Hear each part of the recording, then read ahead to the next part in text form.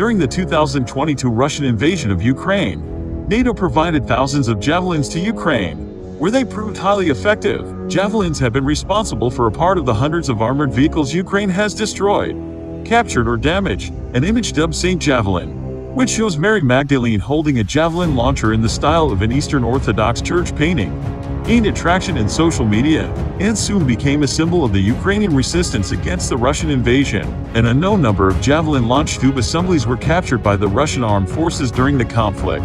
It isn't clear if any of the captured launchers contained live rounds, or were simply tubes discarded after being used. On 18 March, the Pentagon claimed out of 112 Javelins fired by the Ukrainians since the start of the war, 100 missiles had hit their target. Some of these missiles were captured by Russia during this war. How powerful is Javelin anti-tank missile? Javelin is a fire-and-forget missile with lock-on before launch and automatic self-guidance. The system takes a top attack flight profile against armored vehicles, attacking the usually thinner top armor, but can also make a direct attack for use against buildings, targets too close for top attack, targets under obstructions, and helicopters. It can reach a peak altitude of 150 m, 490 ft in top attack mode and 60 m, 200 ft in direct attack mode. Initial versions had a range of 2000 m, 6600 ft, later increased to 2500 m, 8200 ft. It is equipped with an imaging infrared seeker. The tandem warhead is fitted with two shaped charges, a precursor warhead to detonate any explosive reactive armor and a primary warhead to penetrate base armor. The missile is ejected from the launcher to a safe distance from the operator before the main rocket motors ignite, a soft launch arrangement. This makes it harder to identify the launcher, though backblast from the launch tube still poses a hazard to nearby personnel. The firing team may move as soon as the fire-and-forget missile has been launched, or immediately prepare to fire on their next target. The missile system is sometimes carried by two soldiers consisting of a gunner and an ammunition bearer, although one soldier can fire it. While the gunner aims and fires the missile, the ammunition bearer scans for prospective targets, watches for threats like enemy vehicles or troops, and ensures that personnel and obstacles are clear of the missile's launch backblast.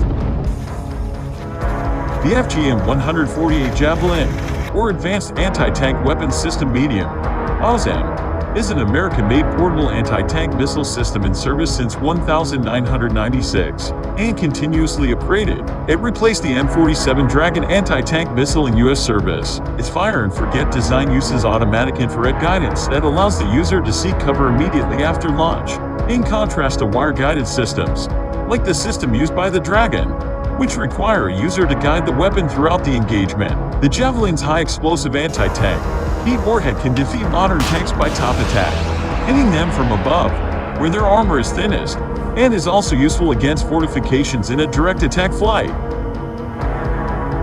As of 2019, the Javelin had been used in around 5,000 successful engagements.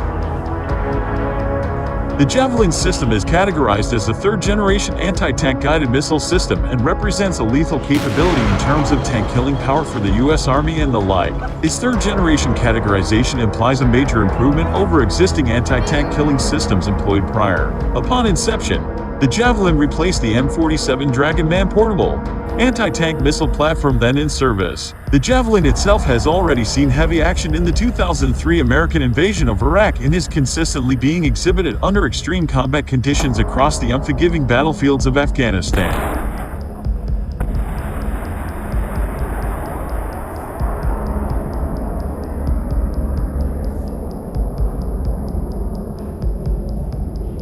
The Javelin was born from the 1983 U.S. Army initiative known as the Advanced Anti-Tank Weapons System Medium, AWSM. The project gained traction in 1985 and a proof of principle phase was started the following year. Various U.S. contractors were involved in showcasing their concepts, and, in mid-1989, the winning contract was awarded to both Texas Instruments and Martin Marietta. By 1991, the program had proceeded to a live fire test of the missile in question. The U.S. Army gave the new weapon the designation scheme of FGM 148 and the nickname of Javelin. In 1993, the launcher was finally made ready and test-fired with the Javelin missile.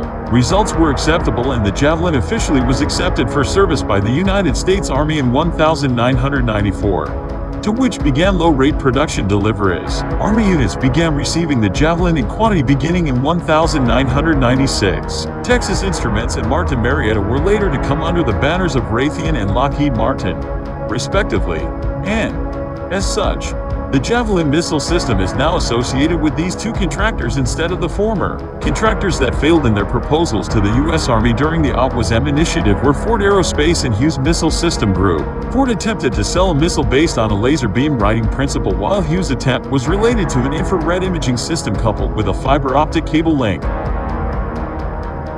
Acquiring a target is accomplished through use of a thermal imaging component on the CLU. The missile is locked onto the target before it is set free from the launcher. Guidance to the target is handled completely by the missile itself, allowing for a true fire and forget experience by the operator. This is in contrast to the older wire-guided missile systems that require the operator to continually maintain the target in his crosshairs until impact. As such, the Javelin team can track, acquire, and launch the Javelin missile at an enemy target while already displacing to a new location, retreating or advancing all before the missile has struck its target.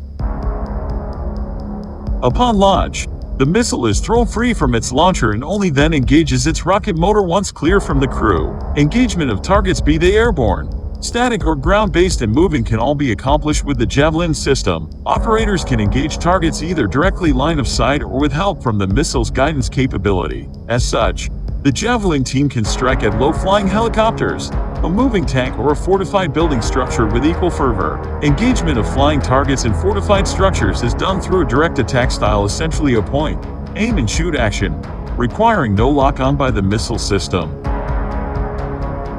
The Javelin missile's warhead is designed in such a way that it can penetrate even the latest in explosive reactive armor utilized the world over on tanks and armored personnel carriers. Explosive reactive armor adds an additional layer of protection to the crew and critical systems such as engine and magazine stores, and sits atop the existing armor protection facing as designed per vehicle. The Javelin weapon system was designed to feature a relatively low blast signature, though this backblast is still dangerous for anyone caught near the rear of the launcher at the moment of firing. This allows for the Javelin to be fired in various confined structures such as buildings and bunkers while producing a relatively small visible smoke signature at the moment of launch. Couple this inherent security with the range that the Javelin brings to a battle, and enemy warplanners have a serious anti-tank threat to contend with. The Javelin maintains a complete field presence in a man-portable package. Setup is relatively an easy and quick feat given the training that the specialists receive even when under fire, and its reusable nature makes it a potent, repeating anti-tank killing machine. There are also less components for the Javelin crew to carry when compared to previous anti-tank weapons systems fielded by the American military. However, the launcher, electronics, and missile all come at a price both physically and fiscally, for the entire system tops nearly $50,000 and launcher and system cost upwards of $165,000. Sources state each missile ranges from $40,000 to $80,000 alone.